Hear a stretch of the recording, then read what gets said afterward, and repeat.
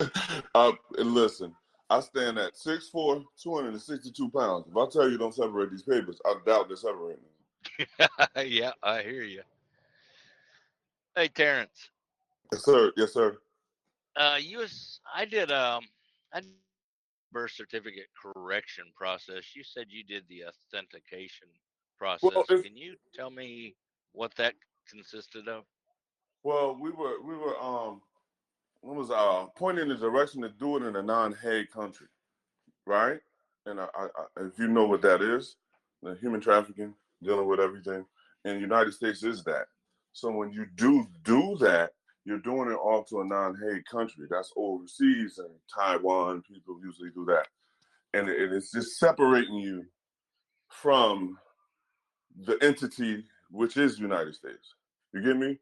Far as the company, I'm Yes, showing yes. that I am the person that whatever business that you're doing under this all caps, which we um, just going on. I'm taking control of that. That's what Okay. that's what my knowledge of it is. But to the extent that I was going, my whole goal is to handle all of my business, my affairs for my family here, and actually leave this whole country. I don't even want to live here. It's not even a thing. You know what I mean? So I was heading in that direction, but learning these new things, the W-4 sandwich and all these things I can utilize until I'm strong enough to move my family whenever I can. I'm just moving in that direction too, but I want to be free of. So that's why I chose to move in that direction. Everybody else has their own, their own reason for, and everybody can move forward in certain things at the same time. So whatever process I'm doing, I'm willing to share. But I just was wondering how much power does it have? Like what? And I'll find it out. Believe me, I'll find it out. As much as I do know is just that though about it. Well, I know when I did mine, it was me starting out or in the process of doing my SPC, the secure party process. That's why I went ahead and I had mine authenticated. And I was so mad talking about authenticating a birth certificate that was already authenticated because the embossed stamp was on it. So, you know, it's kind of like damned if you do, damned if you don't, you know. And Right. they had running around doing all this stuff that, as of today, is not even necessary for us to do. Okay, you're talking about based on the full faith and credit of the United States. Have you looked at the credit standing of the United States lately? So I'm like, okay, we bragging. What we bragging about? We all started. They all start. We're all starting out from a point of insolvency. Everybody broke. That's why they're using credit because there is no money. So it's some of these things we have to really like think through.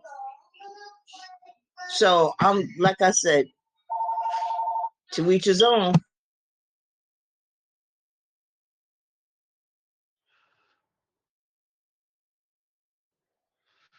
Yeah, I hear some people say, the authentication process is wrong. There's nothing to authenticate. Then I hear some people say the correction process is wrong. And I kind of believe, like Terrence, depends on which direction you're trying to go. One might be right for one process and another right for another process. Right, because you got things. What I'm seeing. This is me, and I know this much. But at the end of the day, I'm seeing people, uh, living on the private side and doing things in the public, or living in the public and trying to do things in the private, and they don't coincide.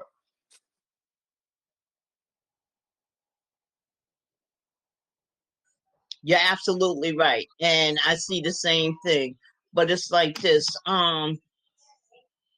Yeah, it's not adding up to me either, but it's like this, the more information that we get, we're sharpening the tools that we already have in our shed.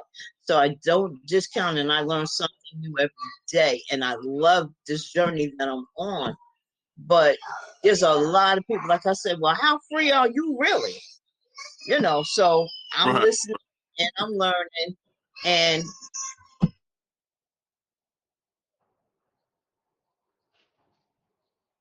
sorry about that. But we all come from a different standpoint. We all need different things done. We're attacking this from different areas. So this is how come. It's a group effort. It takes a village. So therefore it takes all of us to chime in and, tell us how far you've gotten, or, what does work, what doesn't work.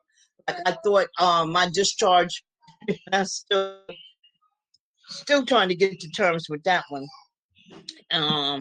My discharge does work. I did it with Spectrum, and Spectrum, like they say, paid to the United States Treasury. Well, Spectrum's issue is that I put paid to the United States Treasury and charged back to Spectrum.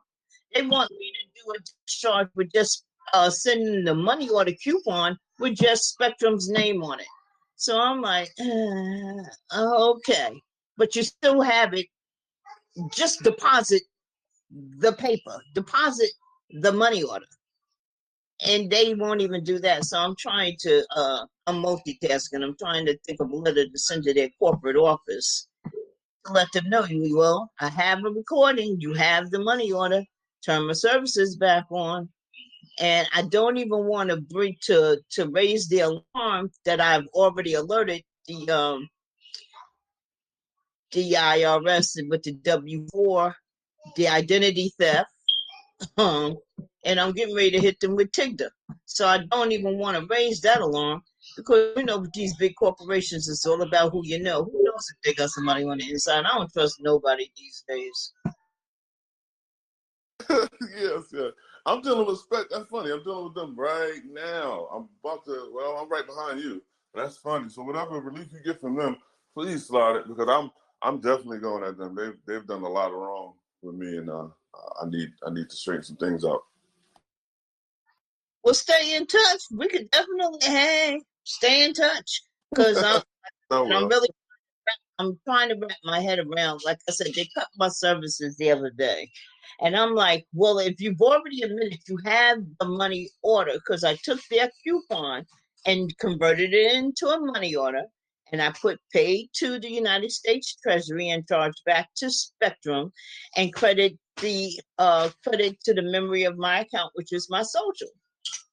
Okay, I did the combination, the by, colon, put the EIN as the social, no dashes, flipped it, endorsed it, and I endorsed it, all rights reserved, wavering none, UCC 1-308. And I put on there, giving a patent right, put that number in, done in good faith, social, no dashes. And of course, I did the combination, by, colon, and I put the living soul, as I put it. The living soul is my name, first name, hyphen, middle name, colon, last. And I do it all in lowercase lettering, because that's my soul speaking. Okay, so the living, breathing person, as I put it. But their gripe is because I have on there paid to the United States Treasury. So I'm like, okay. I'm not one of those people to be dropping names, but I'm like, okay. So did you try to deposit the money order to see if it goes through and you get what you're looking for? Or do I have to ask TIGDA to remind you of that? I hate doing that. Right. But I'm like, at this point, I'm like, come on, give me a break. You acknowledge you got the money order. So I do know what I'm doing is correct. Right. But like I said, their biggest problem right now is because I put paid to the United States Treasury. I'm like, serious? I'm waiting for my fiance to get back. And she has information. Yeah, great information on that. We simultaneously work on things. If I'm on a subject and she's on the next one, I try this while she's doing that. But she has a lot on that.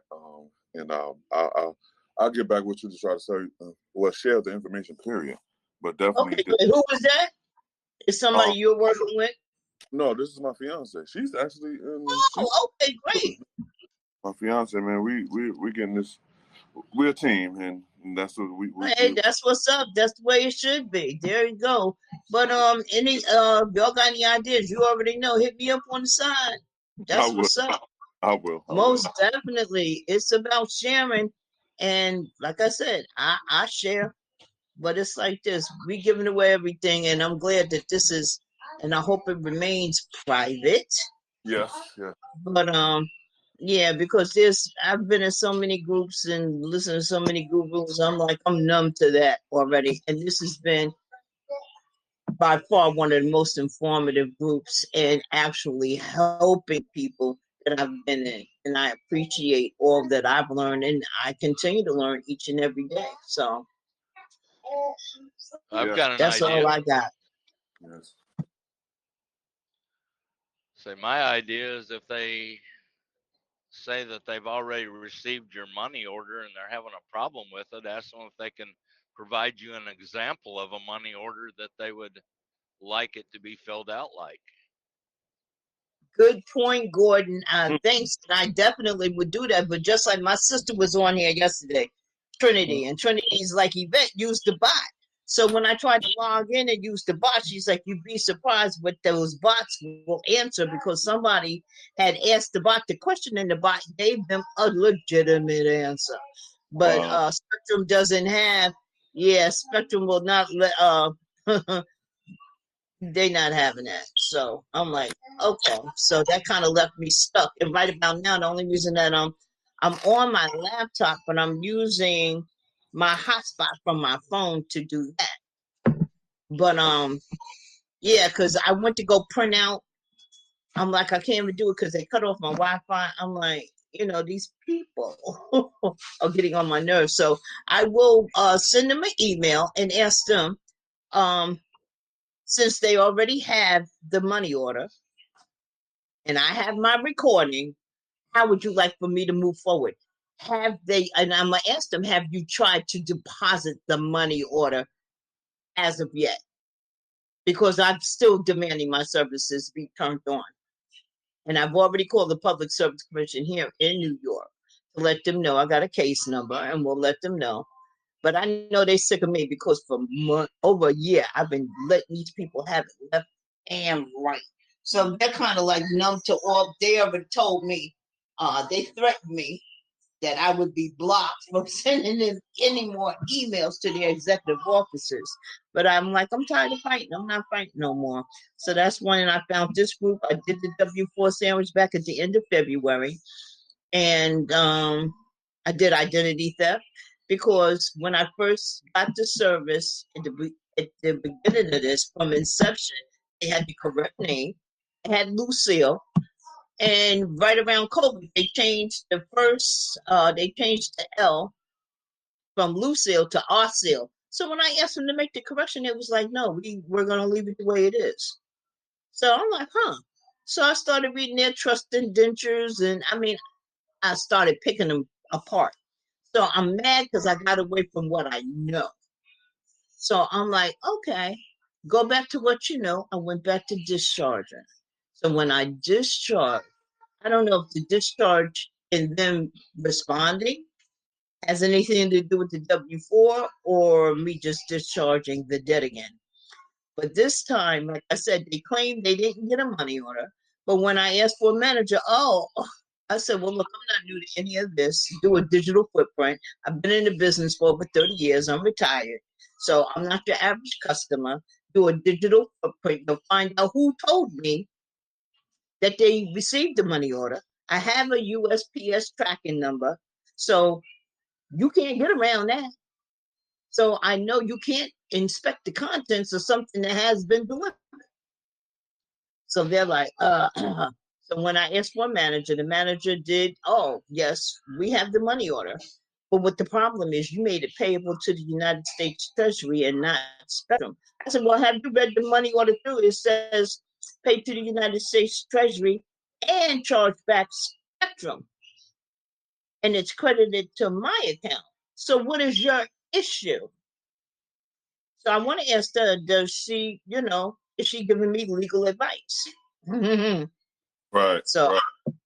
yeah, so that's where I want to take it. But I'm like, okay. But I'm going to take it to the corporate office this morning and see what response that they're going to give me. But I just wanted to know if there was any suggestions anybody have how to move forward on that before I contact them. Yeah. Like I said, man, I'll talk with her. off of that. That was a great idea, though, to see what they're working with. Send the check, the money order rather.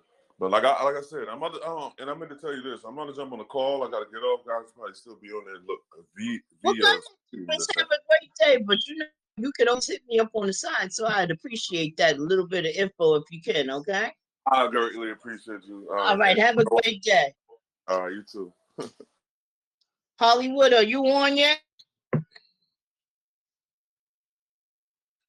JW, you got any thoughts on that? On what?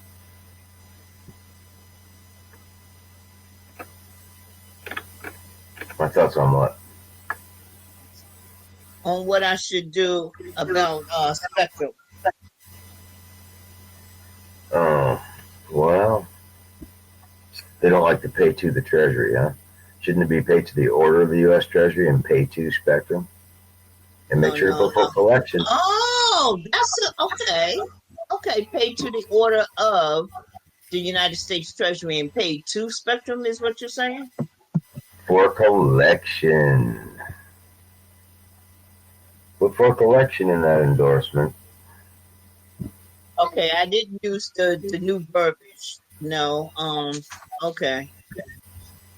So now my issue is getting a printout of a clean billing statement so I can put the new verbiage on it and see if that works for them. Sounds like you're making progress, though. They're actually kind of trying to help you. You know. I know. That's why, like I said, I'm not really being combative. I just, I'm grinding my teeth and because I haven't gotten this far. So, like I said, they are responding. They did say that they received the money order. The only problem that they're having is that it's paid to the United States Treasury and charged back to Spectrum. So they want to just pay to the order of Spectrum. So even if I put pay to the order of Spectrum, if I send them a 1040B with that, that's a negative amount. Pay to the order of the United States Treasury, payable to Spectrum. Billable it's to money Spectrum. Order. You're ordering the Treasury to pay Spectrum. So it's paid to the order of the United States Treasury, payable to Spectrum. All right. Okay. I can work with that.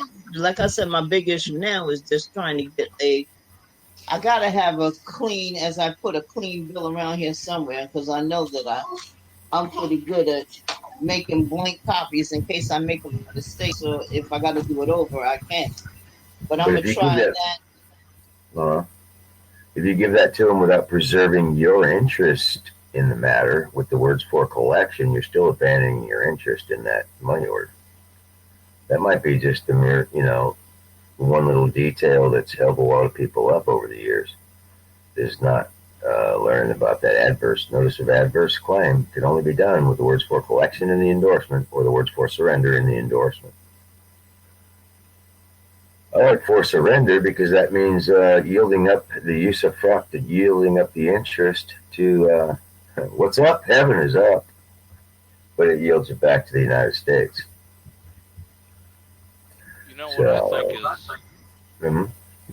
What I think is most telling in this whole thing is they are admitting that they received her money orders. In other words, they're acknowledging that she converted the coupon into a money order. There's no questioning that. So they're obviously used to dealing with these money orders.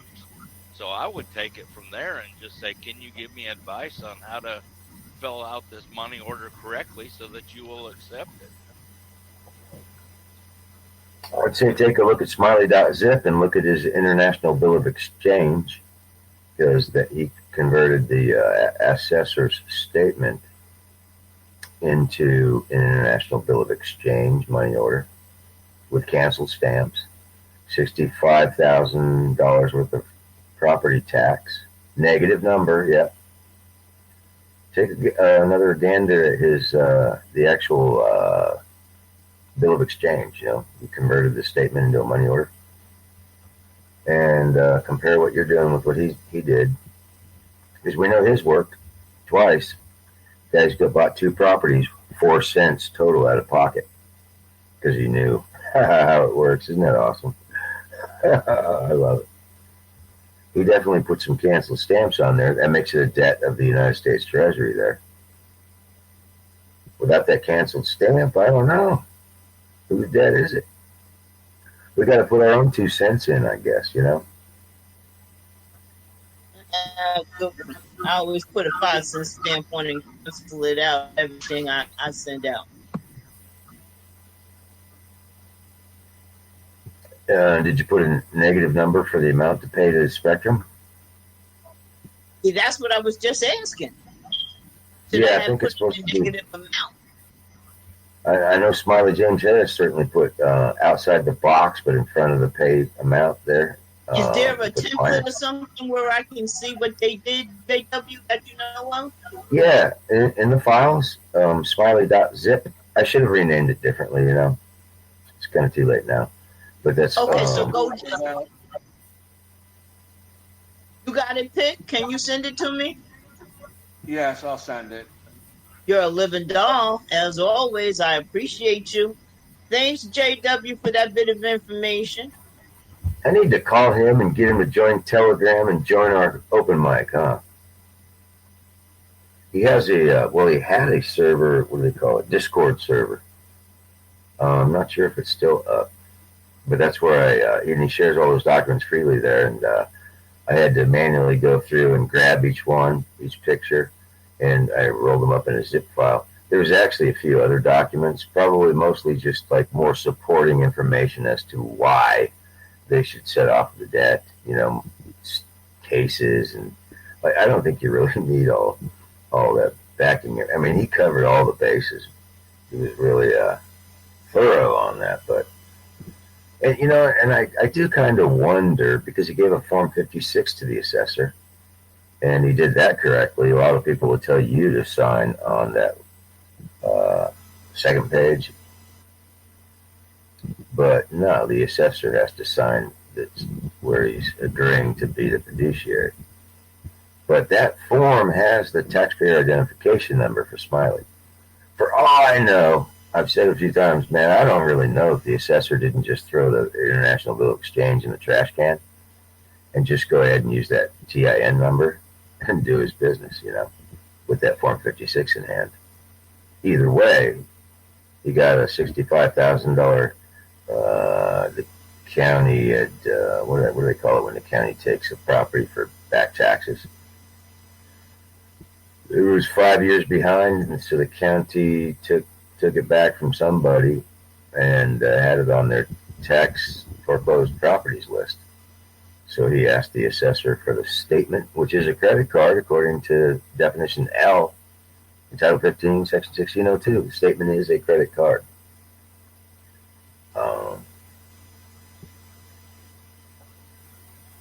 There's 23 documents in there in that zip file, but you can see his exact verbiage, and definitely was a negative number. You know, how do you balance? A balance due, if it's a positive amount, the way to balance it is with a negative amount identical to it, right? Now you're back at zero in balance.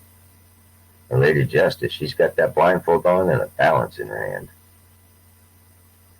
I like to think about, you know, that scripture that says you can move mountains into the sea? They call it mountains of debt, don't they? You move it back into the sea. If you have the Midas touch, I call the minus sign the Midas touch.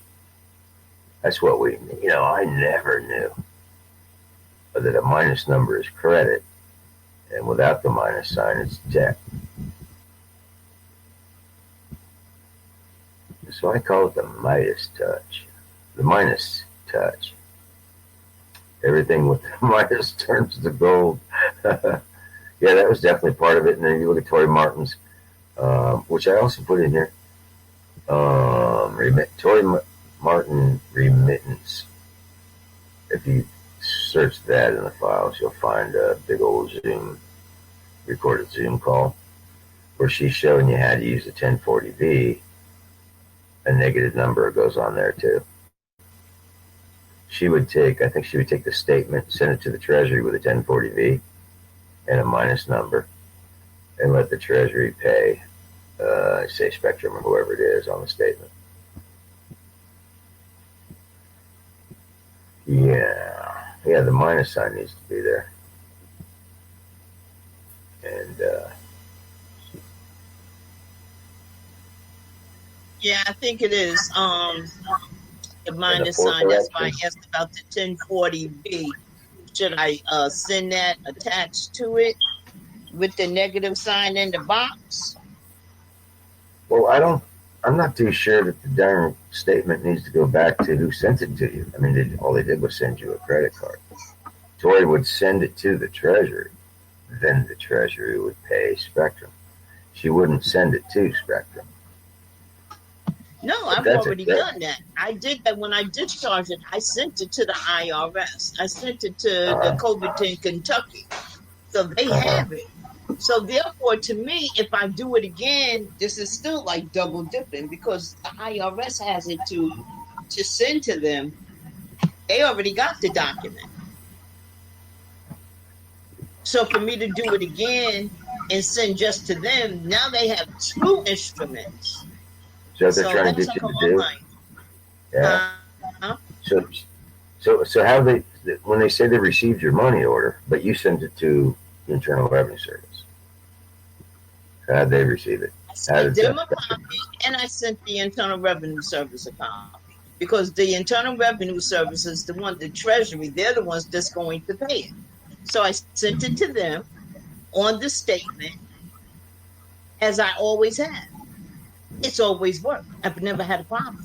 So I just went back to doing what I know. So when I sent them a copy, now all of a sudden their issue is because I made it out to the U.S. Treasury and charging back the same amount to Spectrum. So they just want me to do the money order that I converted their coupon. They wanted to say pay to Spectrum. I'd put for collection on that baby, though.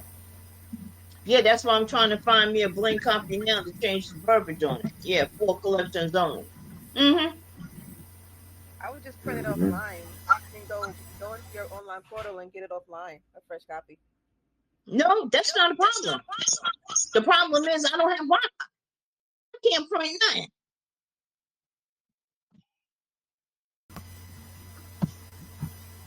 That happened to me last year. I got the phone company to admit that I was the beneficiary end user, and they stopped billing me, but they turned off the Wi-Fi internet part of my damn phone service. Yeah, see, this is what I'm saying. You know, damned if we do, damned if we don't. You know, I'm like, okay, finally, I got a response from these people because they weren't saying anything for over a year. So I'm like, okay. Well, a year later, now after listening to being on this channel and learning about the Public Utilities Commission and how the end user is not supposed to pay, and you look at I'm dealing with T-Mobile, and you look at the trust indenture, and it says that the consumer is T-Mobile. Okay. So, and the consumer is supposed to pay, not the one they send the bill to, the statement to. They send that to the customer, not the consumer. And during COVID, they were never supposed to shut off your phone. And they shut it off every month if I don't pay, right? Exactly, and they tried to make it seem like they were doing me a real big favor by paying an $800 bill. I was like, who gave you permission to do any changes on this account without my consent? Oh, so well, we did it at the kindness of our heart. Sure, you're right. Now that I know who to report to and drop names, like you said, and I emailed that to the legal department of T-Mobile, I started getting phone calls from the secretary to the president of T-Mobile. They did not want me to go report them to the PUC and the FTC. I called back once, got her voicemail. I haven't actually spoken to the woman. Okay, well that's good. And what did you say to T-Mobile? Because there's other people that's on this call. Yeah, we all got T-Mobile. Oh yeah, let me. PCS by T-Mobile to be exact, but I sent my paperwork to Peter Olsovic and all of that, and I found out we're wasting our time sending paperwork to the CEO and the CFO that we should only be dealing with the underwriters. And when I tell you T-Mobile is right up there with Spectrum because they're getting on my last nerve, I did the trust indenture, try to pick that apart, and them creating securities without our consent. And I reported them to the FTC and the FCC. You know what they did? They kicked. I sent it to the CFPB. They kicked the can to the FTC and the FCC. I haven't heard. It's like crickets. I haven't heard anything from them at all.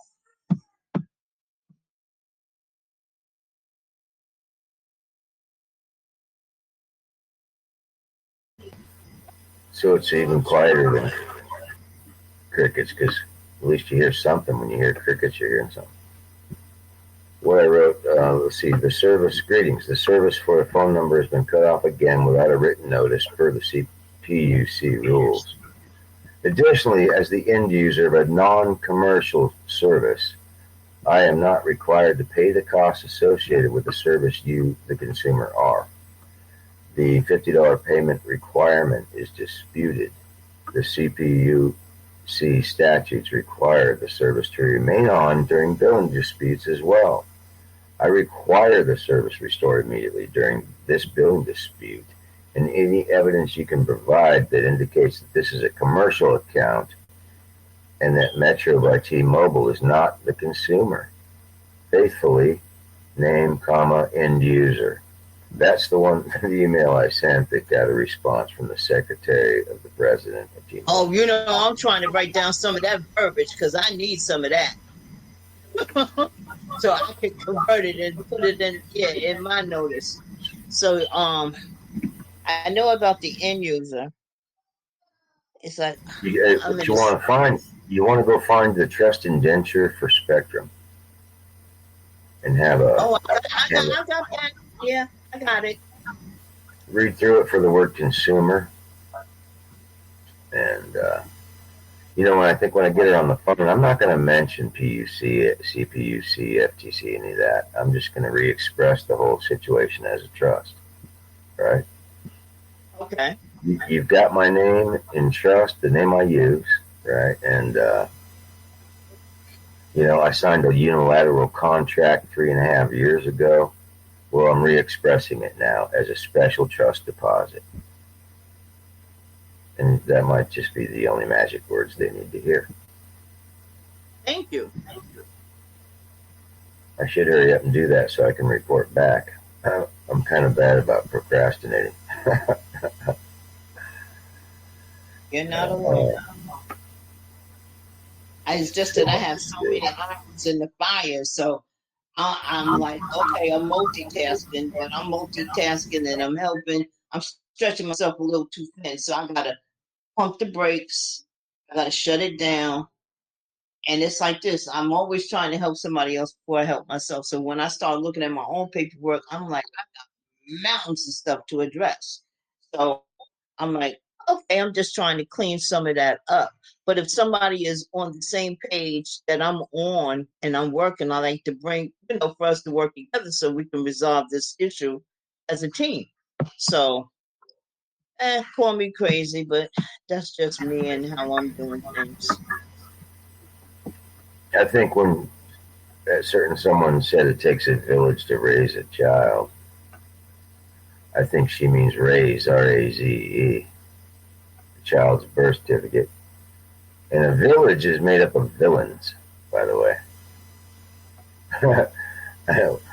Teamwork, yes, but a village, no. Look up the word villains, V-I-L-L-I-E-N-S. They live in a village. They're villains. I thought that was interesting. Came across that word, villains.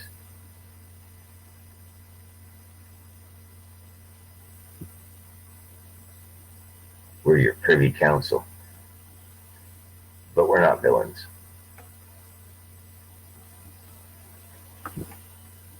Well, I appreciate that input. JW. I really do. Hey, thank you so much. I got it. I'm just trying to find that document now. So I'm picking through Smiley's stuff, trying to find it because it's a lot of stuff here. But I appreciate you all. There is, but there's one. I think. What was it called? There's an image 1 and 2. 1 and 2. I forget the name of it. I was looking at it last week. I don't know if you even put for collection on there, but I think if you do, you wouldn't have to W-4 it later either. You're telling them right then and there in the endorsement at the Treasury, that receives this, that that's no longer negotiable. All it can be done is paid to Spectrum. It can't be renegotiated by Spectrum. If you have paid to the order of Spectrum, they can change that thing. You know what I mean? They can order it different. Make a new payee or whatever the hell they want to do. So it's paid to the order of the United States Treasury and payable to Spectrum for collection. Well, like I said, considering the fact that they've cut my Wi-Fi services off and I'm working from my hotspot from my phone, I'm going to send the executive offices a nice little short email, let them know that I have a recording, because one thing they do not like is to be recorded. And like I said, I got 30 years with Verizon, so I know how that goes. So I'm like, okay, well, I have a recording, so I know that you've received the money order for the full amount of $597.01. Okay, has it been deposited? And in the interim, my services need to be restored within the hour. We're the creditor, okay? Why are we allowing them to dictate to us as to what should and should not be done? Like you said, we're the end user, not them. The service I'm using needs to be restored immediately. Mm-hmm. Right. So that's what I'm doing. Sorry, that's what I'm doing while I'm on here. While I'm on here, I'm writing a short little email, and I want to see. I'm turning on my TV. I want to see how long it's going to take them to get it done. All of our utilities are supposed to be free, as long as we're not running a business at the home. So they're by default having you as a business. So I would make it clear that's why I put this in my email. That additionally, as the end user, that I'm not the one that's doing business. You are. My services need to be restored within the hour, and that complaints have already been made. Yeah, I want my service back on ASAP. And I don't call it my. There you go again. It's not my service. It's the service I'm using. Right, the services that this account is using. Right, it is. Yeah. The language does mean a lot, so I'm glad you corrected me on that, JW. So the services that I'm using has been interrupted. Mm-hmm. Okay. Like I said, it does matter. It definitely matters. I think it probably does, especially like to the extent to where if they're listening to you and they say, well, they're close, but they're not quite there yet. So I think we can still keep kicking them. Yeah. Until. Mm-hmm. Yeah, because see, I was so stubborn. I'm like, they're not getting another one of those. Well, and while you're at it, ask them for the W-9. Oh, okay. Yeah, can I get a copy of your W-9 as well? Okay. Because then they'll know that you have an idea about where enforcement's going to come from, That's what I'm doing. I put here, this time I have a recording of your employee's acknowledgement of the money order received for the complete amount, $597.01. Why are the services, this is what I put, why are the services for this account interrupted? Clearly, the USPS verifies it has been received at your corporate office as well as the office in Riverview, Florida. Per the recording, the money order states both the U.S. Treasury and Spectrum. Can you please, no, I'm not using please. Send me Hold on. Send require- me a copy of the W-9. I require a copy of the W-9. Completed I W-9 with your EIN. Because we all want to be in voluntary compliance with the Internal Revenue Service. And I have a reporting duty. I require your W-9 within 7 days. I require a copy of your W-9. Within 7 days, say. Give me a time limit.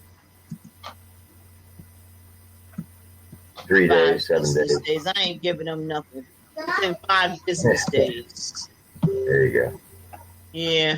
Okay, so I read to you the verbiage that I already put together, that just, all of that, and at the bottom after I says, further recording, the money order states both the U.S. Treasury and Spectrum. I require a copy of your W-9 within 5 business days, and the service and all services restored within the hour. That's enough, correct? If the money order is no good, I'll send you 500 grains of rice. What species are you demanding payment in? Hey, what ISO code are you using on this statement? I see a peso symbol, and that's used in more than 7 countries. They each have a different ISO code. Are you asking for dollars? Are you asking for pesos? Or can I pay with a grain of rice? Yeah. Yeah, well, I just put on there the tracking them from the USPS, so I know they received, corporate office has received it in Stamford, Connecticut on May 25th at 3:07 p.m. They know that Riverview has already got it because Riverview is the one that is sending, they're the ones that contacted me. So I'm like, okay, if you're contacting me, I know that you told me you received the money order. So I know that you have it. So now what's the problem? Deposit it, do your job.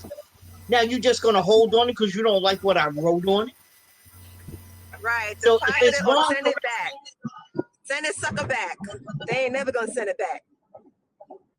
Yeah, good point. That too. So yeah, if it's not sufficient, return it. So how come they never send the coupons back? Yeah, see, that's another good question. So I'm like, help me out with the wording, y'all, because I'm doing this while I'm talking to y'all.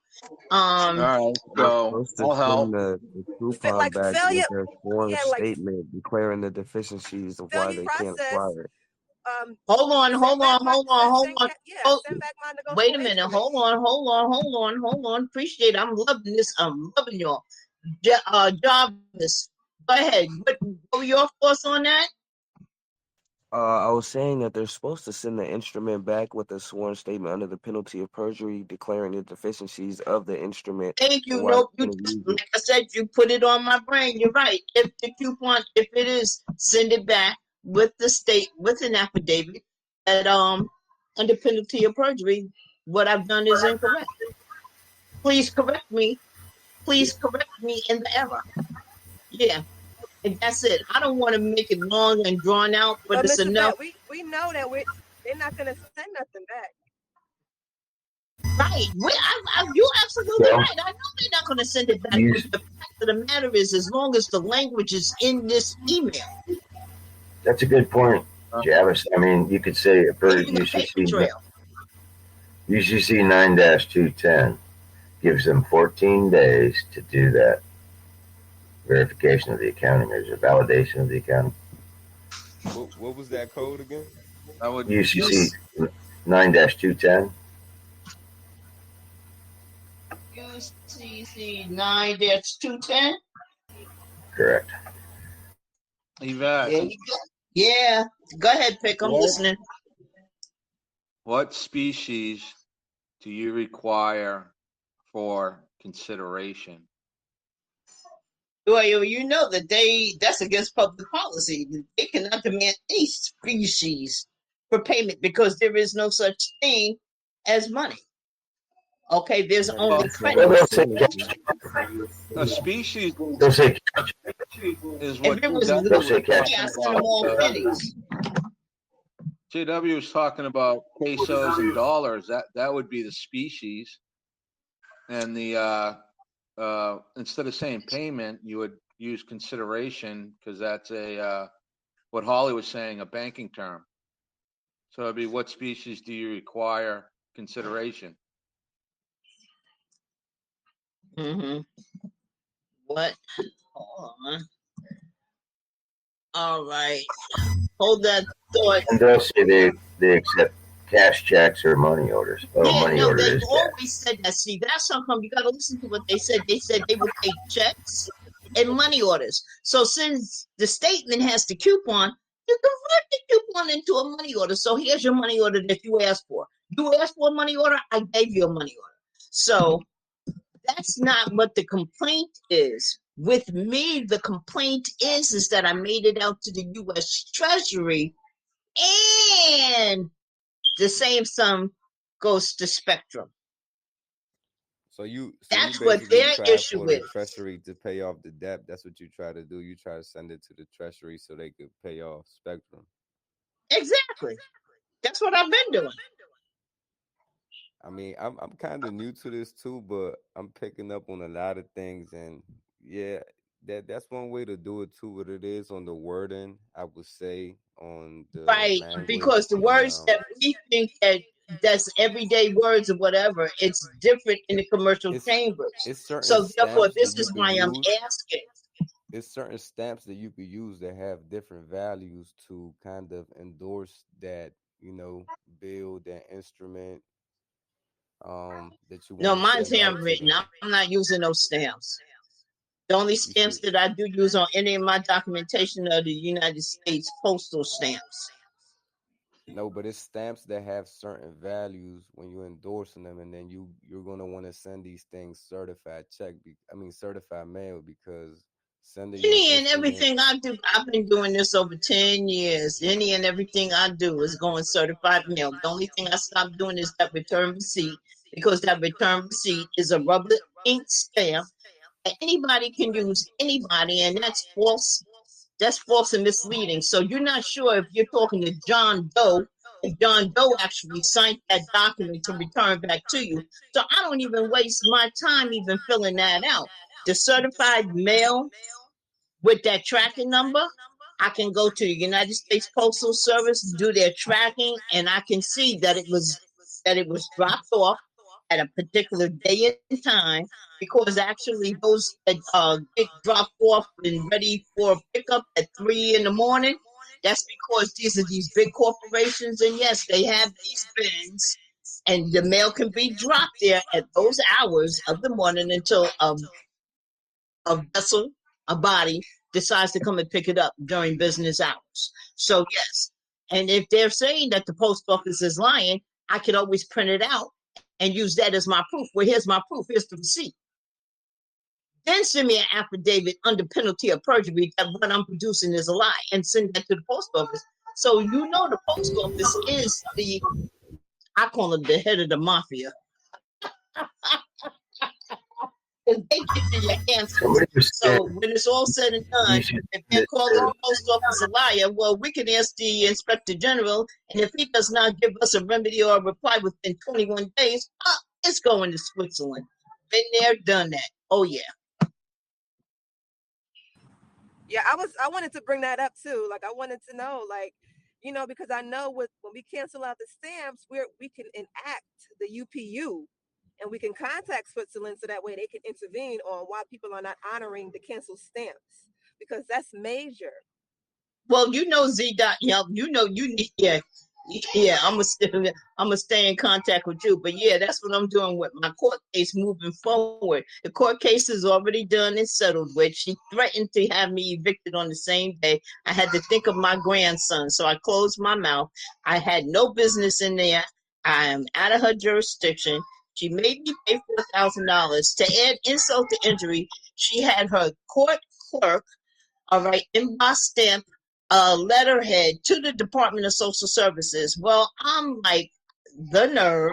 I turned around and gave him a $4,000 bank check. Who said I need to go to Social Services?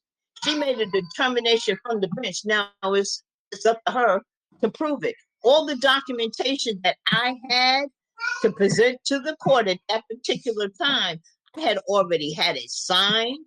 I had a stamp on it that was canceled out, and I had it embossed every last page by a notary, because I always use the funeral home.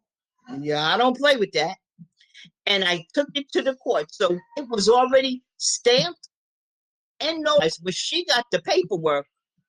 She signed it, and that's when she made the judgment and made me pay that $4,000. So now I need to give it to DeJoy. Like I said, I've just been spread so thin all over everywhere.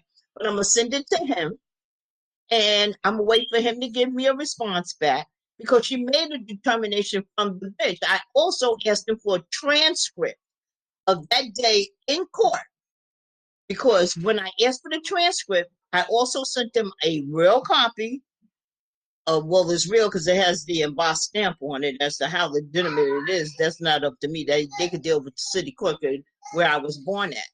But I sent them that and put a sticky note on it. Please return my property to me after you make a copy. And I gave them a copy of my passport and my passport card. So therefore, now you have it. And to cease and desist any and all illegal activities against me. So therefore, when I asked for the transcript, they were like, the court clerk didn't know what to do with me last year. When they got this paperwork after this case, they don't know which way I'm coming now. They stuck on stupid. So they don't know if I've really given it to DeJoy or if I'm moving in that direction, but that's exactly what I'm going to do, because she made a determination and she disrespected my cancel stamp, which is in international water, and it carries a counterclaim. These things I do know. But I want to know, well, what are they going to do? Like I said, I got tied up with this group here, and I went there and I did a W-4 sandwich on everybody that was attached to it. The landlord, his attorney got so scared because I gave him a judicial notice of attorney no authority, because Congress doesn't even recognize any of that. So bye, y'all don't have anything to say. And when I did a grievance on him, and he was in default because I did a notarial the notary.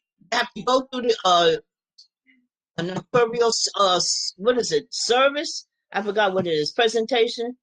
It's a notary presentment. Presentment. There you go. I knew I had the right word. I'm like, my mind is like going so fast. But I did that because my girlfriend did it for me. And the lawyer was so intent on trying to get at me, he got at me and he forgot to go through her.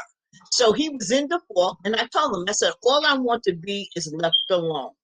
Okay? I said, because I live in an affluent county in the state of New York, and I know he lives in $1 million home. Oh, I will come and snatch it from you. This man, this time around, the landlord's trying to come at me again. He had to get a new attorney. This attorney don't want to have nothing to do with it. The old one, anyway. And I sent them all the same thing, cease and desist, gave them a copy of my passport and my passport card, and they got just a plain old copy of my birth certificate. I said, now, try that if you want to. And they have a cease and desist letter as well.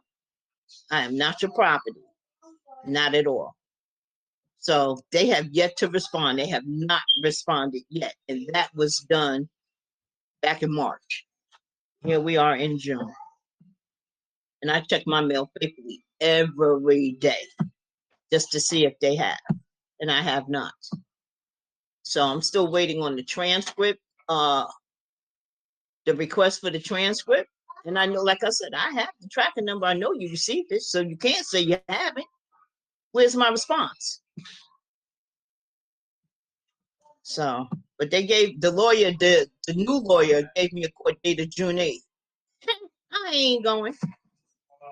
I'm not going. And when I tell you, I noticed everybody over there at that city court, every last one of them judges, the administrative law judge, the chief clerk, all the staff and employees, the city marshal, I noticed every last one of them with a cease and desist and with the ID and the birth certificate.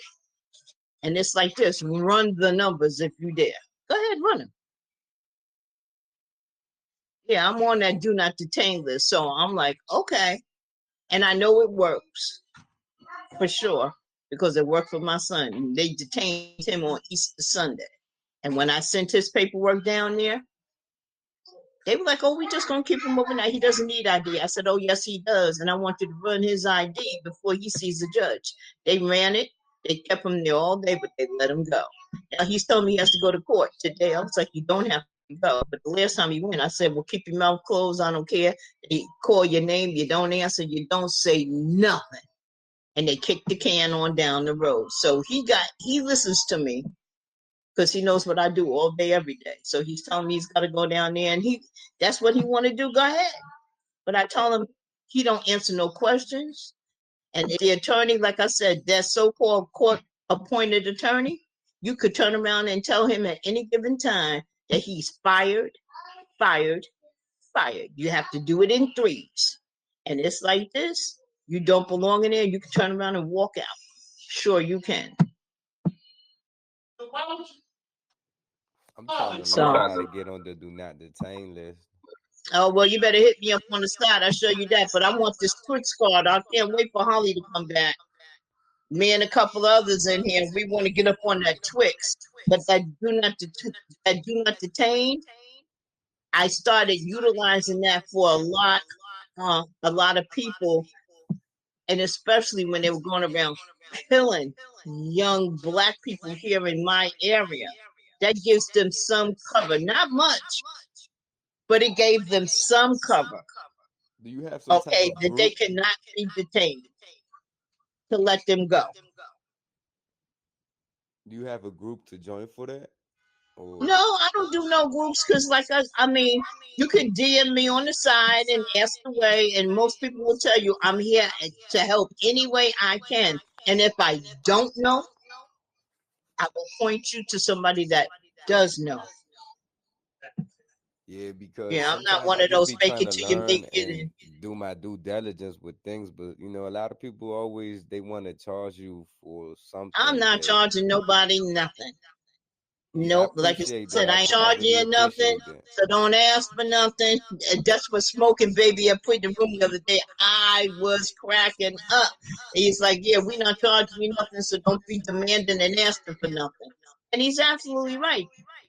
And it's like this, I don't charge anybody anything. Not at all. Now, the only thing, like I said, what is valuable is my time.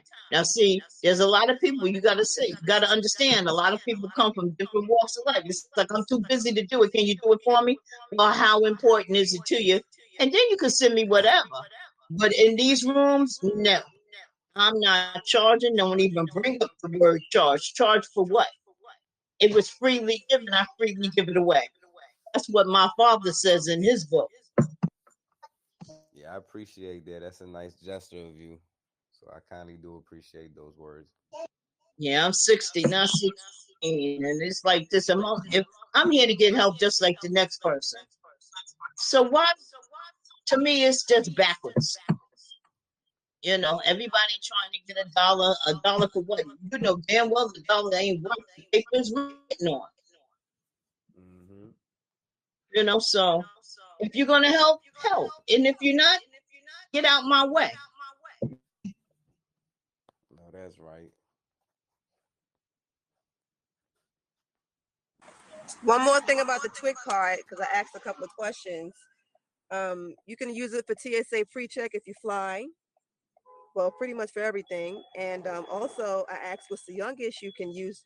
What's the youngest someone's able to get a card? And she said she's seen the youngest was about 15 years old. So if you do have any children or anyone that you know that is that age, you can probably take them to get to apply for the TWIC card, because that's going to help them.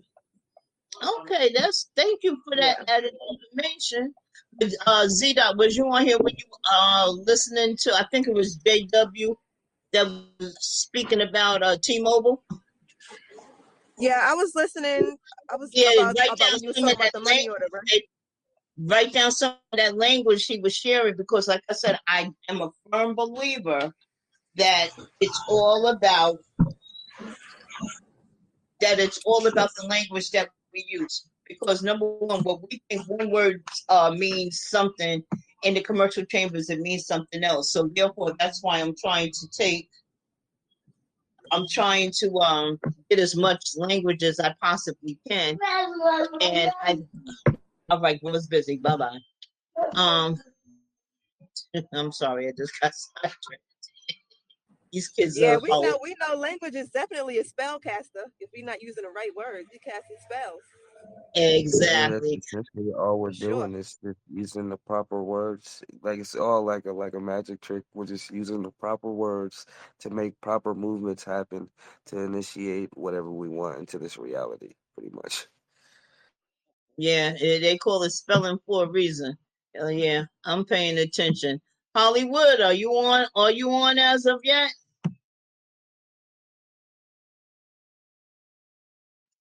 She's probably getting some rest, well-deserved rest at that. She a hard-working woman. I take my cues from her though. I'm trying to see.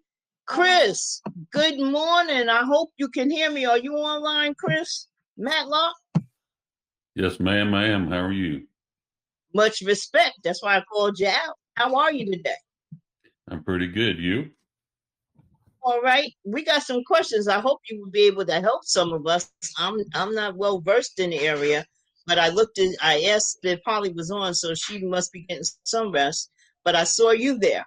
And I have a lot of respect for you and what you do share with the group. So do you have any information on the TWIC card that Holly was speaking about the other day? Or do you have, No, ma'am, I do not. okay, how about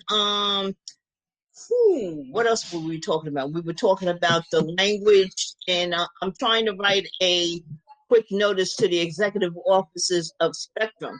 What they did, they acknowledged the fact they received my money order. I took their coupon and converted it to a money order, since they did specify that they will take checks and money orders. So I converted the coupon into a money order. They have acknowledged, they called me to tell me they received the money order. So if you received it, my reply was deposit it and do your job. But they had interrupted my service when I called, and I told them that they called me and said they received it. She gave me a courtesy extension of a week. So what they did Monday night, yesterday morning, they interrupted my services again.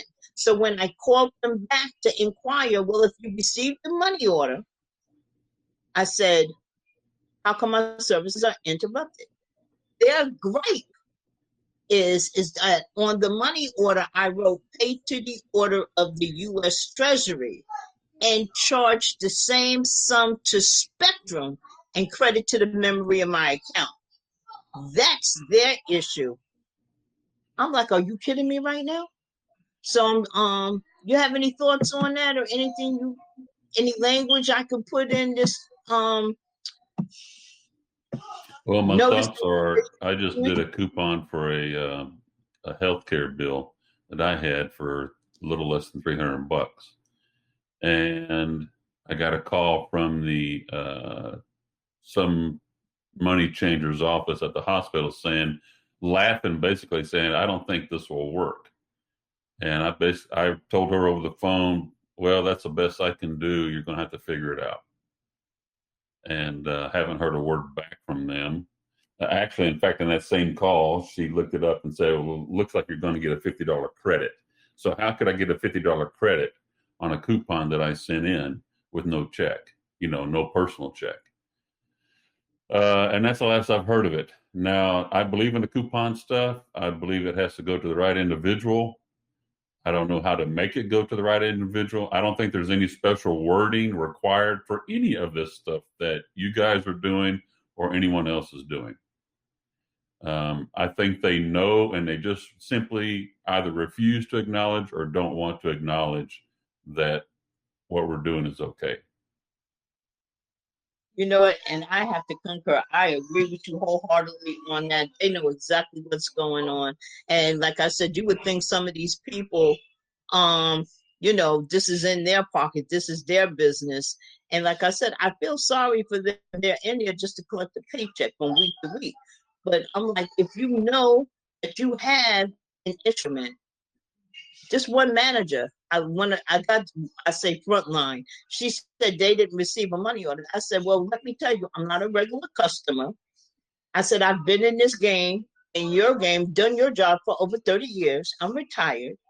Do a digital footprint. Now I want a manager. So therefore they can check and see who actually was in on my account. I gave them the date, the time that they called. So when I got the manager, she's like, yes, we do have your money order. I said, well, what is the problem? He said, the problem is that you have on it paid to the order of the U.S. Treasury and the same sum to Spectrum. We just want the money order to Spectrum. I said, excuse me? Yeah, So they want to be able, they still want to be able to double dip, I think is what you're finding out. And I think Hollywood spoke about that previously. And I believe that's exactly what they don't want to give up. So, you know, if you receiving double payments from some individual that wasn't really clued in as to what's going on, you didn't want to give up that 50% of that, right? So I think that's what's going on. I think eventually, it may not happen today, this week, this year, that this is going to unfold in our favor. But do I know how to make that work?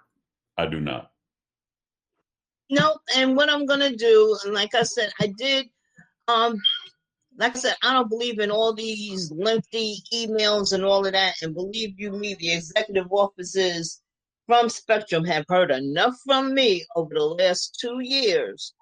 But I told them I'm not arguing anymore. I went back to discharging because I did discharge debt with them 3 years ago. And they accepted it as soon, but it was me back then not paying attention, celebrating that they accepted the discharge. Soon as the discharge covered was over, they interrupted my services. But here was the condition. My brother came in and paid it. I didn't ask him to. He needed me to do something. And I'm like, I ain't giving him nothing. I said, okay, since my brother paid for it and I only do in full, I don't do partial payments. I said, now on the 5th of every month, you will get full payment because I knew I get Social Security before then. So Well, I hold gave on myself. just a second. I think you're going down the right road. But one of the clues I think that we're missing, and especially, not just especially in your condition, your events, if they were really having a problem with you paying it, they would have sent it to collections. They would have sold the debt to collections, but they haven't done that yet, have they? So Not at they're all. not willing to sell your debt to collections because they know they're getting the full money. Exactly. Okay. All right. That means a lot.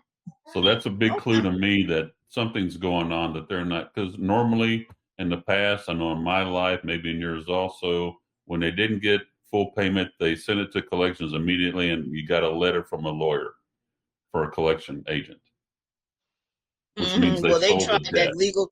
Yeah, they But they're not tried willing to that sell the legal debt. They're department. still willing to deal with you in your private dealings. They're still willing to deal with you. They just don't want to sell the debt. Exactly. Good point. So I'm going to send this in and I'm going to let them know. Okay. Yeah, you could write a cover letter with that payment, with your coupon, saying, what your beliefs are. In Hollywood and Smoking Babies talked about that also. Talking about these directions that we can give these people, like the IRS. So just give them directions. Fill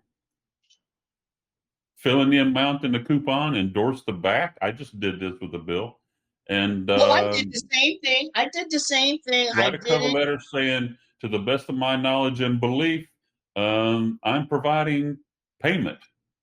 So handle it however you wish. Let them deal with it.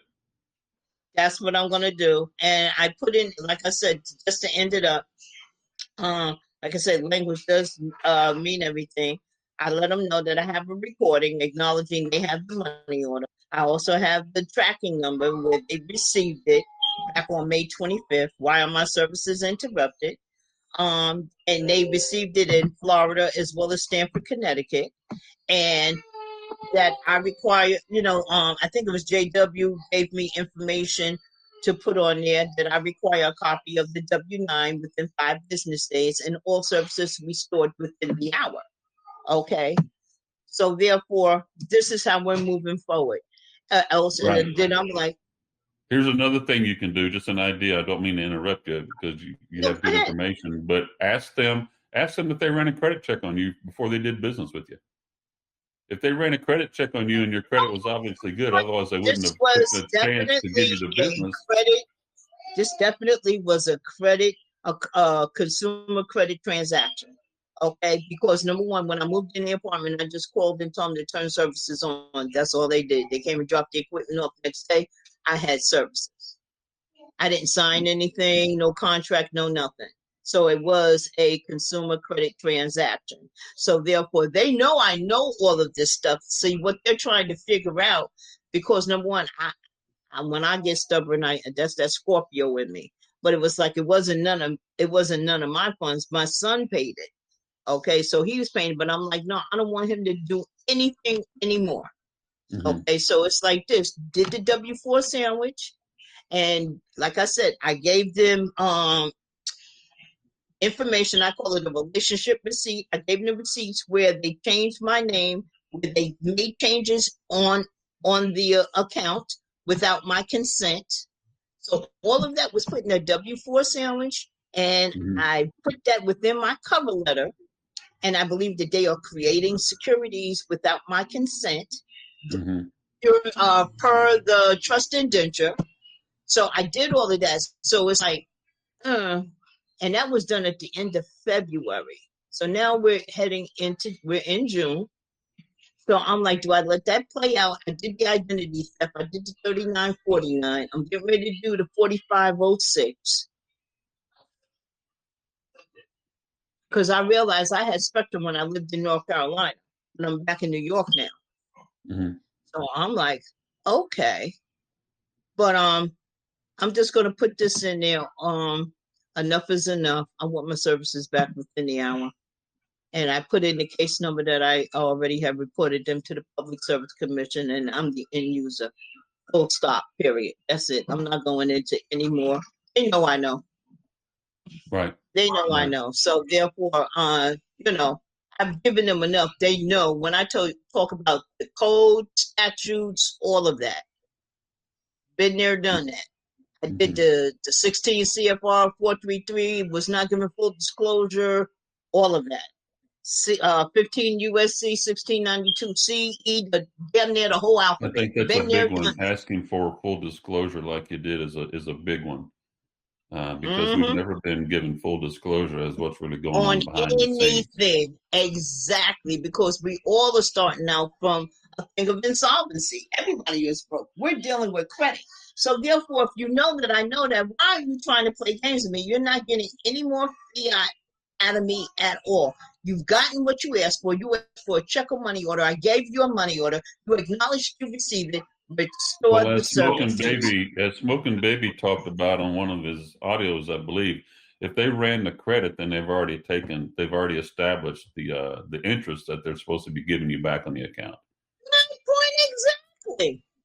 So that could be a question in your letter also. I mean, as part of them running the credit.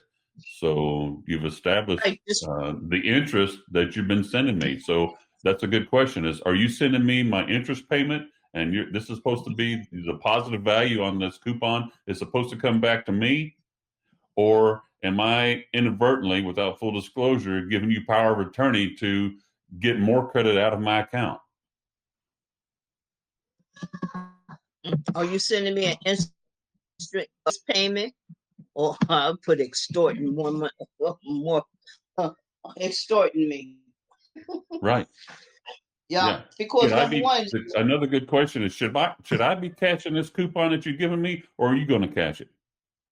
Mm-hmm. Because it's a positive amount. If I really owed you a debt, wouldn't it be a negative amount?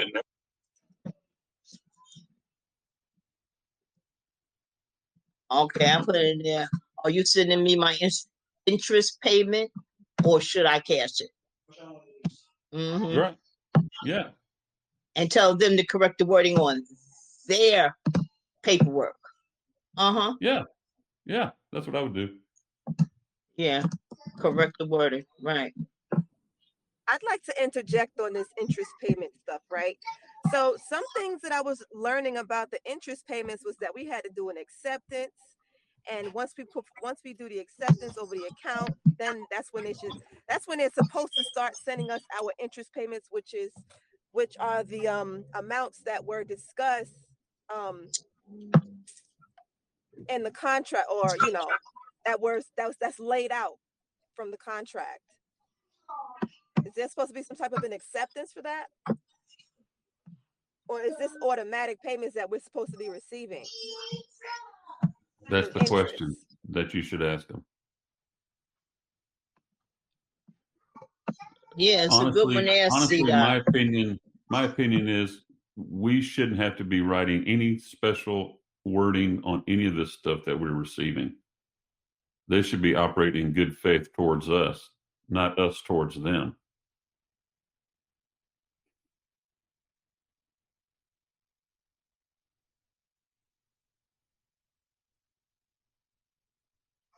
Thanks, Chris. I appreciate you most definitely. Yeah, you're welcome. I'll be posting some other stuff hopefully here pretty soon, and especially about the healthcare bills. And I'll post all the pictures of that. And I'm going to try to record a phone call with the hospital administrator here pretty soon. Yeah, I'm getting ready to do a discharge on New York Presbyterian. I just got one in the mail. I'm like, okay, I'll just turn around and send it back to them. I don't even know why they even bother. They know I'm not giving them nothing. Every time I go in the office, I just look at them and laugh and walk out. Right. Yeah, they don't even really bother me. But since I got it in the mail, I'm going to go ahead and do that as well. But I want to get this into the executive offices. It's now noon. Anybody else? Floor is open. Thanks, Chris. Thanks, You're everybody, welcome. You guys have a good the day. added info. And I will keep you all updated as to what happens when I get this email back. All right. Bye-bye. Hi, Chris. This is Susan. May I? Yeah. Hi, thank you. I'm a little bit new to the W-4 sandwich, but not to everything else, I want to say. I did do a money order for a medical bill that I had. And I did the money order with the valuable consideration language on it, and I had a $4,800 balance, and then I got a new statement that was down to $1,600. So Nice. there was a little bit of remedy, but there was no indication on the statement that any money, like nothing was put towards that. It didn't reflect my money order payment or whatever. Yes, it was. It went from 4,900 to 1,600. Correct. Yeah. So I wanted to kind of zero it out though. So I was going to do another. Do the same process you just did again. Okay. I was gonna ask you. I was just gonna do that again, and then I also wanted to try one for my credit card. I did not attach a letter, like what I've heard. A remittance letter. I did not do that with the medical bill. And would you suggest I do it with a credit card statement? Before I say that, here's what I say about everybody on this channel. Some of us are trying different things from the quote status quo of Hollywood and SmokingBaby. Okay. Yes. I recommend highly listen to what they do and emulate that as best you can. But since you've already reduced it from 4,900 to 1,600, I don't see why you wouldn't do it again. I will do it, maybe continue on that path with that, and then start again with a remittance letter for the coupon with the credit card. I also wanted to say I saw the title as a full faith and credit. I don't know what is being discussed, but I just wanted to share that I was going to use my, I don't know what's being discussed, as I said, but I am going to the post office today to submit my, going to the U.S. Department of State for my authentication and apostille for my birth certificate. I've done it at the state level. And so I don't know if that's what you're talking about for the full faith and credit or not, but I'm at that stage for my birth certificates. That wasn't me. I don't have anything to do with that. With that. Okay. I just saw that up there. So I just wanted to know. No, I just jumped in while I had a break today. Yeah, thank you. Because I'm I have to change the name on the topic. We started out with that, but we passed that now. But what's your question? Not really a question. I just wanted to say that I just was like a testimony that I'm in the process of doing that. I'm at the federal level now of getting my birth certificates authenticated and get them with a apostille. And All right, but what are you doing it for? Why are you doing it? Is my question. I was following somebody's method. His name's Izzy. My point exactly. That's what a lot of people have done, is following somebody else's processes. Unless you have a specific reason as to why you should do it, don't do it. Your birth certificate's already authenticated. So like I said, you're jumping through a lot of hoops you do not have to jump through. It's my point. But you're going to eventually do whatever it is you want to do. But that's just my take on it. That's all. I'm sorry. I didn't mean. Oh, Chris didn't leave. Don't be sorry. No. I appreciate it. I'm learning, every step I take, even if it's learning how to do the tax per Q. The more I practice and do things, even if I. Right, you got to get your feet wet. I understand that, that's but what I'm doing. I hate to see somebody do something when I know the end result, unless it pertains to something specifically, like you have an end goal in pursuing it. That's the only reason that I can see somebody doing that. But half that stuff, I done did it all. I'm like, it ain't did me no good, and I know mine is corrected. I know it's correct. So I'm like, okay, but what good has it done me? So I'm like, okay. I'm like numb to that. So it's like this, the W-4 sandwich, it makes a lot of sense. This is why I'm following it. Not only am I following it, but this has been by far one of the many groups. I've listened to many gurus, but this group is giving you answers on the spot, how to follow through with stuff. Okay, granted, nobody's going to do your work for you, but it's like this. We got to stop following and start leading. Stand up and stand on your square. Take responsibility for what it is you're trying to do. So I don't want to hear, that's just me. I'm not telling you what to do, but eventually, you call the shots. That's your journey, what you're doing. But I hate to see you following just because somebody else said, do this. What are you doing it for? Is there a purpose behind it? Is there a reason behind it? That's all. I yield. I got a question about sending in your receipts and getting reimbursed for what you spend money on.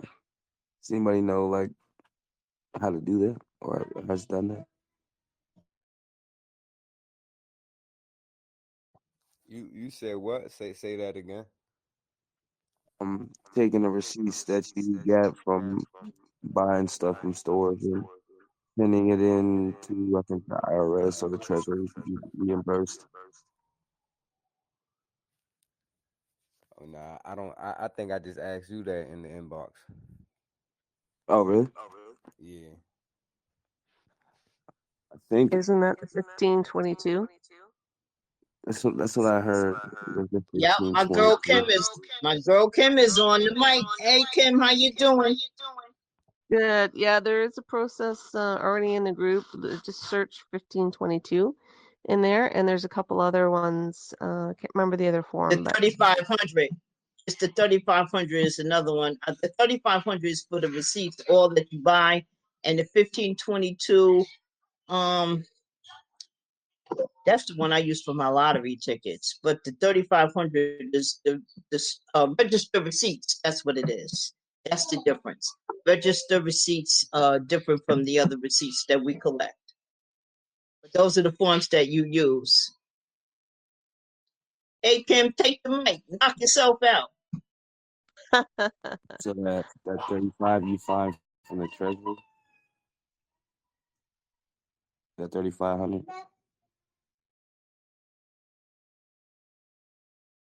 Sorry, what's the question? Oh, In Canada, it's the 3500 T5008 process.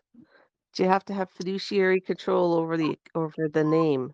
So if you don't have fiduciary control over the name, or you haven't established the control and they have a right to do that, they'll kick it out. And some places you need a will, right? And they may regard that as because it's their entity. So you either have to do a Form 56 or an SS4. Some people are doing both. I've done both.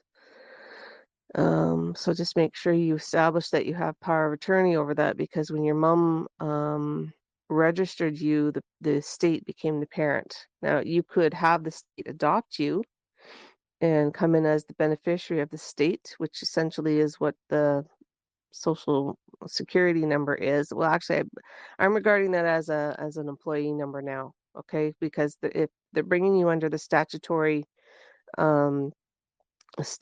rules of their corporate rules, then you're working for them, right? And so they have to reimburse you for those expenses. So it depends on what you've already done.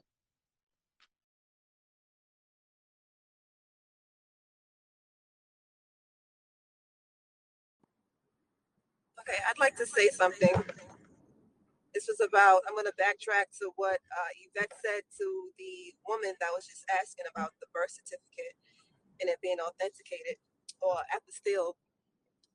I have to second what Yvette was saying in regard to knowing why you want to do things and not doing things solely based off of someone else's reason as to why they are going to do something, because it has nothing to do with you. We have to have our own reasons and purposes for doing these things. And I can tell you a little story about that too, because I recall myself taking a status correction class. And not only was the person's information outdated, before I came into all of this knowledge about certain things, even with rescinding the social and the birth certificate, I would have been locked out of a whole lot of wealth if I would have rescinded my social and rescinded my birth certificate, just to get out the system in quotes. You know, today I still have my documents, because why would I give up my wealth? That just doesn't make any sense. Why would I forfeit my trust? So even though someone is, giving us reasons why they should do certain processes, know your reasons why you want to perform your processes. You can't piggyback over everybody just because it makes sense. You have to do your due diligence, because you don't know what that's going to cause you in your world. Everybody's world is different. That's a good point. So I just want to add to that. Okay. So there's statutory and there's biblical. So it depends on what side of the ledger you are coming from.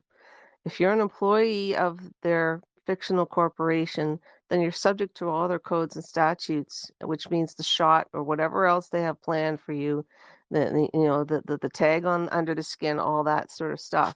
And biblically, we're supposed to come out of her, and that's the Whore of Babylon. The Whore of Babylon is actually the state, Washington, D.C., District of Columbia, and that is, we actually have an old book that says that District of Columbia is the Whore of Babylon. And so if you want to, there's remedy on both sides. I mean, they have to give you remedy. So if you're coming out of the system, then you're under the protection of God, which means that everything is already prepaid under the Christ account. So if you're going to stay in their world, then just know that you're going to be subject to some of their things.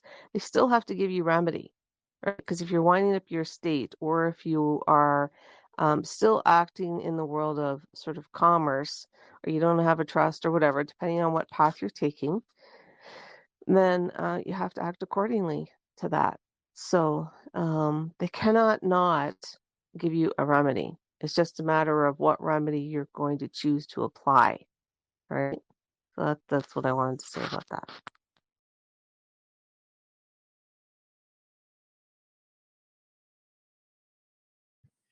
Right, which goes back to doing your due diligence, because if someone doesn't know the equitable side of this whole, in the scheme of things, if you don't know the equity side of it, you don't really know how to, go about living in equity if you don't know about it, if you don't know you know. Yeah, true. Now, when you come out on the biblical side, they're supposed to give you an advocate. So if you've never watched that movie, Jupiter Ascending, it's on Tubi. I've said this before, TUBI. You can watch free movies on that site, and just pay attention to that whole entire movie because it's about the air reclaiming her kingdom on Earth. And so there's very key elements of that, and they even give you the process there at the 1 hour mark. Isn't that interesting? Right at the 1 hour mark.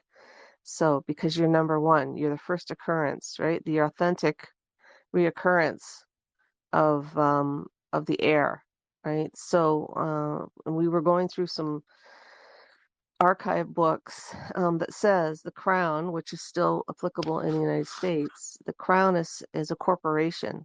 You know, even Her Majesty is a corporation. So are you going to continue to join that corporation? And then if you do a title conveyance or you register or any of that sort of thing, you've been given a grant of title, means you're still being given a grant within the corporation itself. So you have to delineate how you operate. You can be in this world, but not of this world, and that's biblical too, right? So start to read through the Bible, give you a lot of clues about what your estate is. I mean, that's a testamentary trust instrument and will from your heavenly Father, your Creator.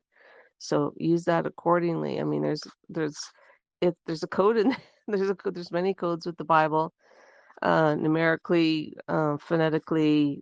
It's an amazing document, and that's why they want to destroy that, because that's where your true living, that's where your true life resides. The instructions for life are in there, and you have everlasting life rather than being in the dead fiction world. Okay, so um, we're being asked to pick a side now.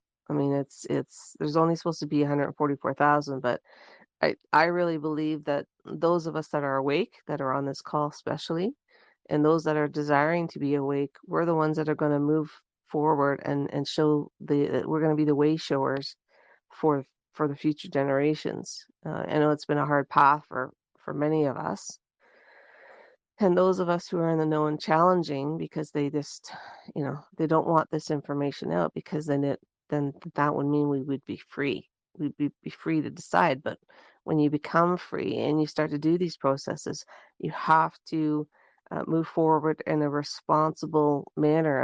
And like you say, sorry, is it Javis? You have to do your due diligence.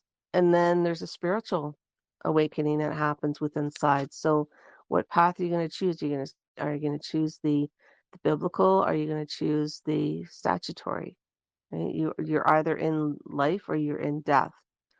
So it's as you're going through, you're filling out this paperwork, and the more paperwork you fill out, the more darker the darker it becomes, and the more affected emotionally and energetically, that at least me, because I'm quite sensitive to that stuff.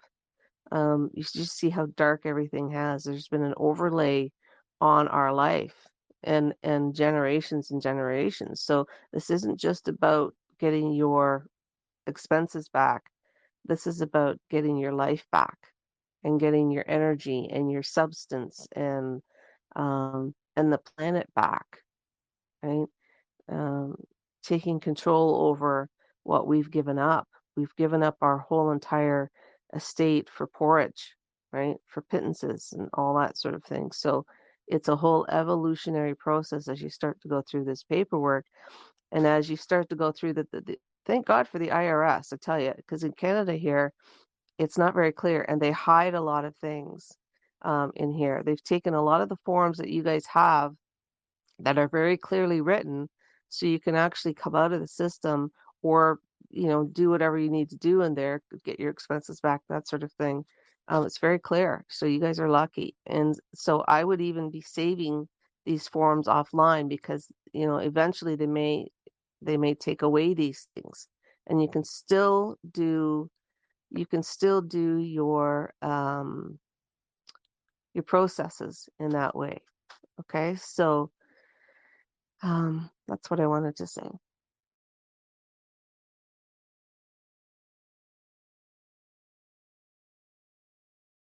Was that a mic drop or crickets? It's a mic drop.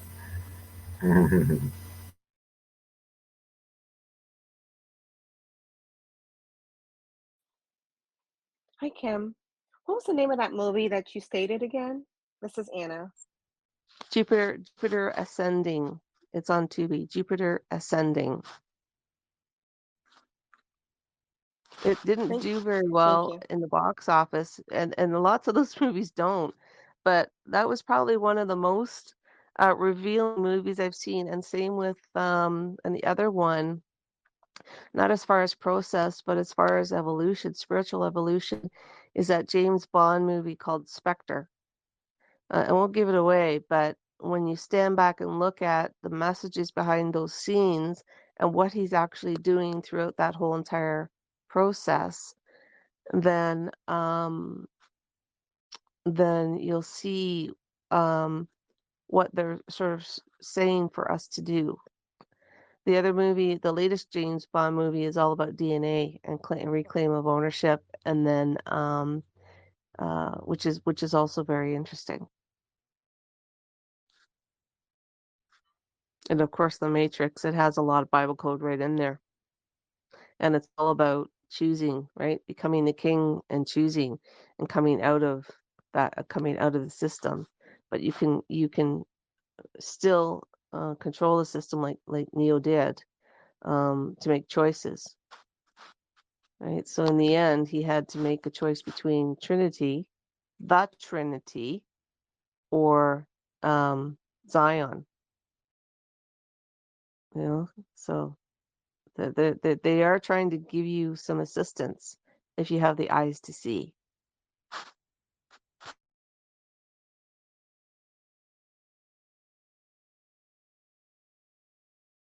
JW, myself and another individual were just wanting to reconfirm. I'm sure you can answer this about how you're endorsing things, because we were looking up the accepted for collection, which I love, by the way. Thank you for introducing me to that instead of accepted for value and some of the other things. So could you just speak about that, and if you are endorsing the front and the back, and are you converting the coupon into a money order as well? So are you endorsing, when you get a bit of a tax assessment, for instance, are you accepting it on the top portion and then converting the bottom coupon to a money order, and then on the back, are you doing anything, and if anything, what would you do?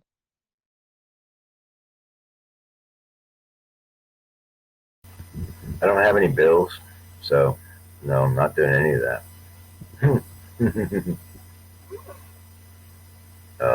But to me, all of that stuff is still a half measure, stopgap measure.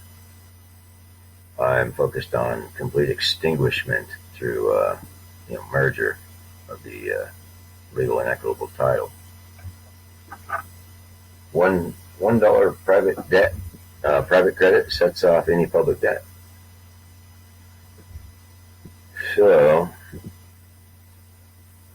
if you had the proper card in your hand, you would put everything on that card's payment would come through your card, right? And you wouldn't have to worry about any of that. You know what I mean? The end goal is not to really to have to know what to write on a zillion things, acting as trustee to pay bills for an account that, debts that the trustees should be taking care of for you. They should be doing all your W-4s and sandwiches and paying all your bills. Ultimately, don't you agree? Yeah, no, I've been through that process up here, especially with the Registrar General, and then appointing them fiduciary. Well, they are fiduciaries anyway, and they leave their office when I do that. So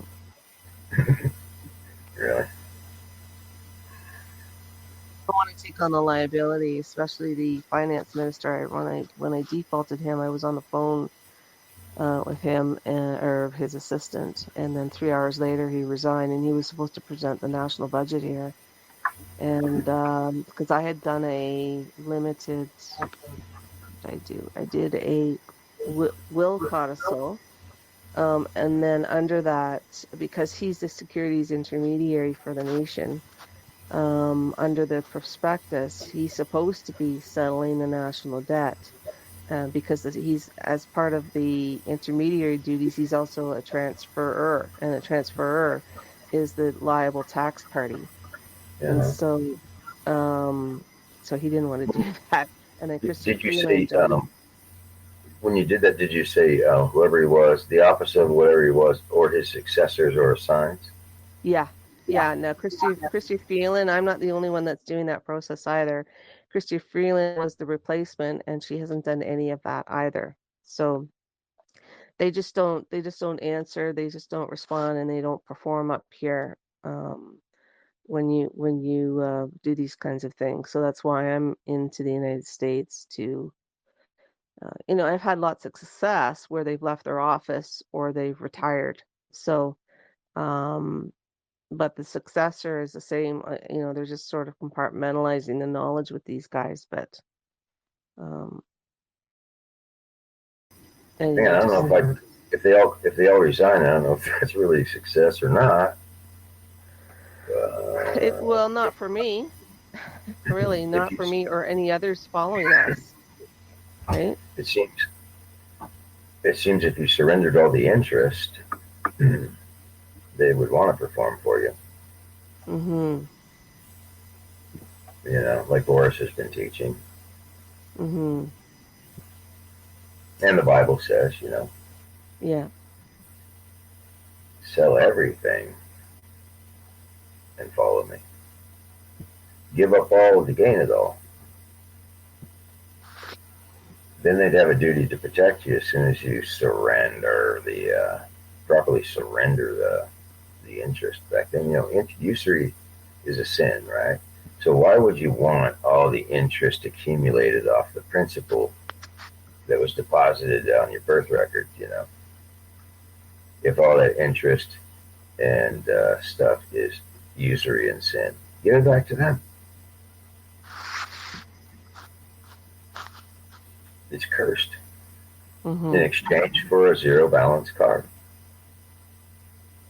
Who cares about a reset? If I had a zero balance card tied to the parent and the child accounts, I wouldn't give a flying, hoot about any revaluation or any reset, because I'm already reset to the highest number you could have, which would be zero. The only whole number, the first and last, beginning and the end, alpha and omega on the number line, where the balance is, 0 point energy, right there.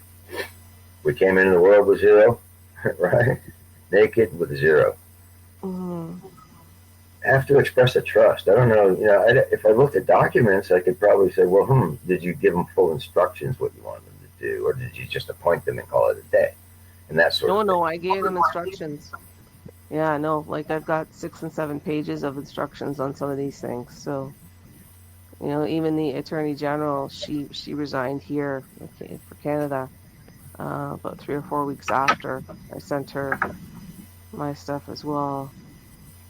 But you have to have standing. According to them, you have to have standing. In international law, you have to have the security of the person. So you either have a will over that, or you have, you let them know that you're of age of majority. So how did you? I'm assuming that you have a zero balancing card by the sounds of it. So how did you achieve that? No, not yet. Not yet. Moving. Okay. I study and listen to everybody out there, and it's tough. I know it is, because everybody's got these opinions, and there's no real correct. It's not like you could go take a college course on this, where the curriculum is without question. Instead, we have to jump around and pick what we can from different places, and then test it. And then make our own intuitive decisions with our own discernment, Like if you might have some guru come along with a ton of charisma telling you to claim a fertilization date as the date of birth of your, and call yourself a person. Well, there's no assets received for that date. There's no security of that person, and you're still making claims you can't prove. You don't know when fertilization. You know what I'm talking about, right? It's all hearsay. Yeah, Kurt. Yeah. Kurt. And Kurt now he's like, you got to put a middle initial in your name, man. That's what separates you from the da-da-da-da. And I'm like, oh God. There's how many? And otherwise you won't be in the common law. Well, why is the premise that we want common law? Hey, we want equity. We want New Testament, not law. Yeah. We want to fulfill the law. It takes a few years to you sort through all this bullshit out there. It does, and the path is narrow, and not every and a lot of people give up before they get to the end goal, and some of them are just right at the door front. There's been plenty of times I thought, man, maybe you should have just kept that driver's license, Yeah. and stayed normal. Because what do you really? You could still always get credit on a credit application. We really do have access to this this credit out there. It's just under, what do they call it? A spendthrift trust, Yeah, a WIFIT. Actually, I'm told that it's an actual WIFIT, Wally Fixed Held Income Trust. And if it wasn't, that wouldn't be good, People would buy a Ferrari when they turned 18 and wrap it around a tree with cocaine, hookers, and beer or whatever, right? So, but yeah, it is a narrow path. The Bible tells you you have to meet the porter at the gate. Anybody that tries to get in any other way is a thief and a robber. I looked up the word porter, and the word chancellor, it says etymology online. Chancellor meant canceller. Ooh, who else could cancel your debts but a canceller? I mean, I think that'd be fun. And next time, if I'm speaking with a canceller in camera, I'm not going to call him chancellor or judge. I'm going to call him canceller. Or maybe I'll call him porter. Because the older use of the word, they said porter. And I was like, no wonder. Probate is where the narrow path leads you to. I mean, people want to get out of the system, get out of the system, get out. You got to go in to get out, though. Yeah, you do. Go straight in. Through the eye of the needle there, yeah. Yeah, and you can use their forms or not. Yeah, I don't think it's fatal to use their forms at all. No. A form is a skeleton. It's got no flesh, no meat. It's all in how no you spirit. declare. It's all in how you declare yourself on their paperwork.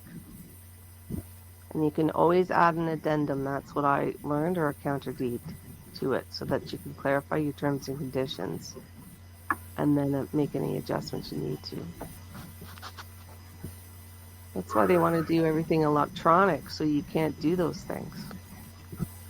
That's why I'm saying to you guys, pull off the forms now while you can, and keep copies on or off your computer so that they don't go in and delete them, or print them off so you can even reproduce them yourself. Because once they go electronic, you won't be able to have some of the freedoms and choices you have now, because they'll restrict those fields. That's exactly what they're doing.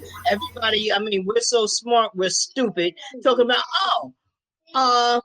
we're gonna just stop sending paper. We're gonna do it all through electronics. I'm like, no, still kill a tree. Send me the paper. I want the paper. Leave a paper trail. Exactly.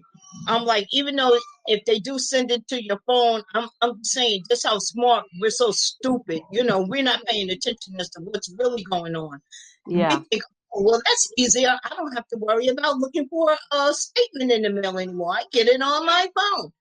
Do you really realize how stupid you sound when you say that? You want the paper. You want to be able to write on the paper. Okay, I'm not a big fan of the stamps, because handwritten, they know it's done by somebody. They know it's done by a living soul. So I will handwrite, cramps and all, but I get it done. Get it done. Here's how I dealt with that. Here's how I dealt with that, Yvette. I hand wrote it out. I scanned it into my computer, and then I overlay it with my printer over the document, and that's how I'm saving my hand. There you go, sweetheart. I do the same thing. And depending on who I'm dealing with, like I said, the Yeah, severity of it, I put a stamp. I'm like hell bent on them damn 5-cent stamps. I put that yeah, stamp on that bottom right hand corner where my signature's autograph should go, and I make sure I put it on the bottom right on the back. A lot of people yeah. don't realize that these documents have a civil and a criminal side to them, especially dealing in the courts. So therefore, I do all of that. I print it out. I scan it into the computer, into my personal files, in case they want to go in and just wipe it out. Fine, but you better believe I have paper copies of Mm-hmm. each one of those transactions. I'm inundated with paper. Okay. And I'm like, that's okay, because I'm getting ready to get me a storage room to put all my papers in, just for paper docs. Isn't that crazy? But at least I Yeah, got we have the same thing. We have a closet full of stuff. We have a storage room of stuff. Well, you're supposed to save all that stuff for 7 years anyway, but if you're scanning them in, then you have electronic, but you have to scan in the back too. And so that's the thing with sending emails and all that, because you have to denote what's the front and what's the back of these documents or instruments. You should start be calling them instruments because they're all instruments. And so I keep a separate. I got a big an external hard drive, and I've been keeping it all on there. And then I know this is tinfoil hat stuff, but I even put foil over it, so if they want to zap it with a whatever, then they can't. So back up all your no, files. and I come from a family full of IT techs, right? They are hilarious because I left the Yeah, business. I retired. I'm like, but I stay engaged enough to stay on top of the technology. So I'm like, okay, this is what I'm doing. Get my little storage room, put all my paperwork and everything in there. Now I need to get one of them. I have to go buy me an external drive. I have so much data on my laptops, even the old ones. I won't even throw them away. I need to download all that data onto a hard drive, external hard drive. And I'm like, let them go ahead and do whatever it is they need to do. But I have backup. Like I said, leave a paper trail I give it an entirely new meaning. yeah, and even when you get confirmation back and the information is not correct, you have to do a correction. So you have to correct that right away. Otherwise, the presumption of their record is correct. So if there's Okay, something of course, acquiescence is everything. Don't acquiesce to anything. yeah, Nope. I yeah, hurry up and respond back within that 3-day window. Oh no, yeah, they're gonna hear from me most definitely. yeah. Oh, I'm on it, Kim. You better believe I'm on that. Oh, I know you are, girl. I love it. Give them hellfire. I'm still learning, and I love everything that I'm learning. But Yeah, like I said, I play stupid when it's to my benefit. I'm like, talk less and listen more. That's exactly where I'm at. yeah. Yeah, you gotta go through, the confusion. Lots of times when you're reading all this stuff, you've got so much information in your brain and you're trying to disseminate it out. Okay, what file cabinet does this information belong to? Where does that belong to? And then sometimes you just have to do a total dump, right? And start over. Okay, well, what is this? Where is this getting me? Okay, and am I doing the circle jerk on myself? And because we can make things complicated. I know sometimes I can make it more complicated than it is, but there's a reason why you're going through that, right? So you can get absolute clarity of what you're doing. So that's why it's really important also to listen internally about what path feels right to you, not what somebody else tells you. You got to know, because we're all at different stages anyway, right? So you may be going through a title search, somebody else may be going through a criminal action, all these kinds of things. So there's different components and different things to that. So Right. Now, what I want to share, we are coming up on 2 hours on this one recording. I did change the name twice. So I'm going to close this recording because a lot of people don't want to listen to anything yeah, past 2 hours. So I'm going to close this. I'm saving the recording. Yes, I will post it now. I know how to find it. I'm going to open the room right back up. So those of you that want to join right back, because I'm getting ready to shut this down and we'll start again. Kim, I'll be looking for you to come back. Vic, Yeah. everybody, Is it going to be I'll on be the looking same for y'all. channel? Yeah.